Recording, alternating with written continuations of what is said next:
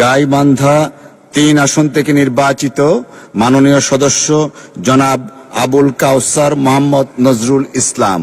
জনাব আবুল কাউসার মোহাম্মদ নজরুল ইসলাম, আপনার সময় 5 মিনিট। ধন্যবাদ আপনাকে। আসসালামু আলাইকুম রহমতুল্লাহ। মাননীয় স্পিকার, আপনাকে ধন্যবাদ। আমার জীবনে প্রথম এই সংসদে দাঁড়িয়ে কথা বলার সুযোগ পেয়েছি বলে আল্লাহ রাব্বুল আলামিনের আমরা শুকরিয়া আদায় করি।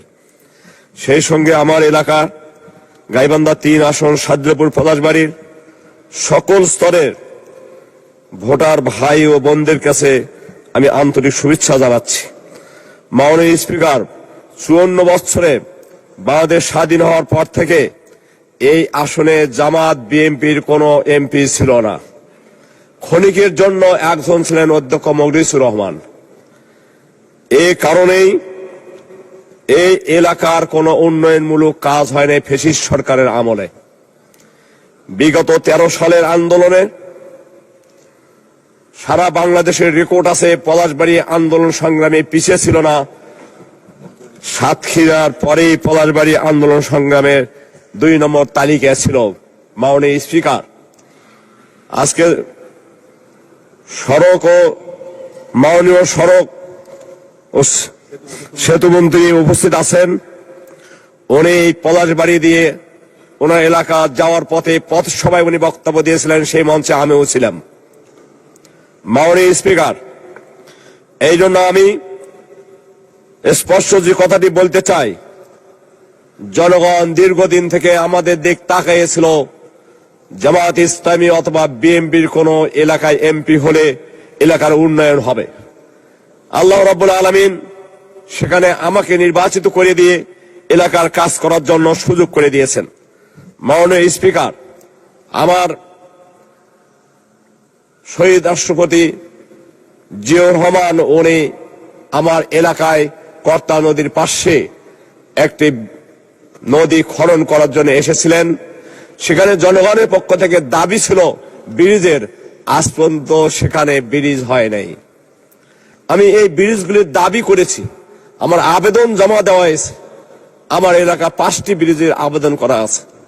এই জন্য মাননীয় স্পিকার, আমি আপনার মাধ্যমে যোগাযোগ মন্ত্রী মহোদয়ের কাছে, সেতু মন্ত্রী মহোদয়ের কাছে আমার আবেদন নিবেদন যে আমার এলাকার এই ব্রিজগুলি যেন অতি সত্বর কার্যকরী হয়। এবং সারা দেশের তো বাস্তব চিত্র হলো, হাসপাতালগুলির চিত্র একই চিত্র।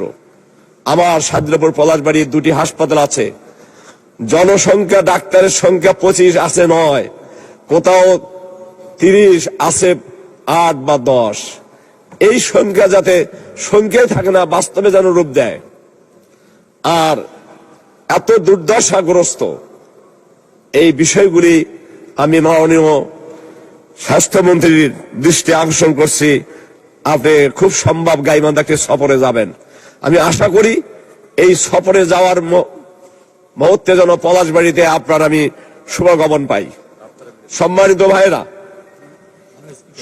মাননীয় স্পিকার, আমি আপনার মাধ্যমে আরেকটা জিনিস স্মরণ করে দিতে চাই। সেটা হলো বিগত আন্দোলনের সংগ্রামের 22/2/13 সালের পুলিশের গুলিতে পলাশবাড়িতে বিএনপির এক ছেলে এবং জামাতের এক ছেলে গুলিতে প্রথম শহীদ হয়। এবং আপনার 7ই জানুয়ারি থেকে যৌথ বাহিনীর পলাশবাড়ি গ্রামগঞ্জে যেভাবে গুলি চালায়ে 14-15 জনকে গুলিবিদ্ধ করে এবং সাকিব নামে একটি ছেলেকে শহীদ করে দেয়। 23 সালের 28শে অক্টোবর থেকে শুরু করে 7ই জানুয়ারি 24-এ যে নির্বাচন ঘোষণা ছিল, সেই নির্বাচনের দিনে আমরা পলাশবাড়ি থেকে কোনো ব্যালট বক্স বের হতে দেই নাই। একমাত্র আমার জানা মতে ওই সিটে ওখানে কোনো নির্বাচন হতে দেওয়া হয়নি। এটা পলাশবাড়ি সাদরাপুরের জনগণের একটি বড় ধরনের কৃতিত্ব ছিল। মাননীয় স্পিকার, একটু দয়া করে আমাকে একটু সময় বাড়িয়ে দেবেন। আমার এলাকার ডক্টর আরেগনি ছিলেন বিএনপির 91 নির্বাচনে করেছিলেন বিএনপি থেকে। তখনও আমি নির্বাচন করেছি। আমি 5 বার নির্বাচন করে এই 5মবারে আমি নির্বাচিত হয়েছি। সান্দেপুরে ওনার নামে একটি কলেজ আছে, স্কুল অ্যান্ড কলেজ সান্দেপুর, ওনার নাম হওয়ার কারণে আজ 1 মিনিট সময় বাড়ানো হলো, ধন্যবাদ। মাননীয় স্পিকার, ডক্টর আরিগনির নামে একটি স্কুল অ্যান্ড কলেজ আছে সান্দেপুরে, ওনার নাম থাকার কারণে এখানে আজও এমপি ভুক্ত হয়নি। আমার এলাকা একটি মেরিহাট মডেল কলেজ আছে, আমার এলাকা হওয়ার কারণে ছাত্র সংখ্যা বলেন, পরীক্ষা পাস বলেন, সব ঠিক থাকার ফলেও সেখানে এমপি ভুক্ত করা হয়নি।